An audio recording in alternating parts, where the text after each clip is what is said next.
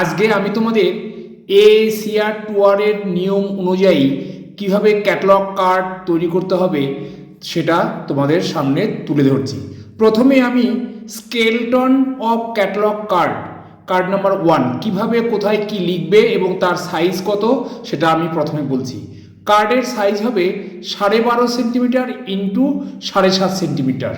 তাহলে আমরা দৈর্ঘ্য এবং প্রস্থ বলে দিলাম এবং দেখো ওখানে দেখানো হয়েছে যে কার্ডের মধ্যে 3টে নির্দেশরেখা, অর্থাৎ ফার্স্ট ইন্ডেনশন, সেকেন্ড ইন্ডেনশন, থার্ড ইন্ডেনশন। তার থার্ড ইন্ডেনশনের ব্র্যাকেটে ইমাজিনারি লাইন, অর্থাৎ ডট ডট দিয়ে বোঝানো হয়েছে ইমাজিনারি লাইন।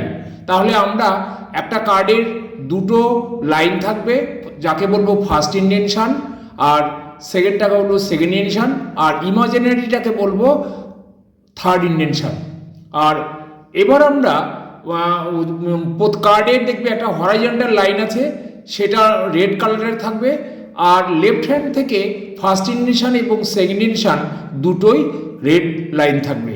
এবার আমরা তাহলে কার্ড সম্পর্কে তোমাদের বললাম, পরের ভিডিওতে কীভাবে কার্ডের কোথায় কী লিখতে হয় সেটা বলছি।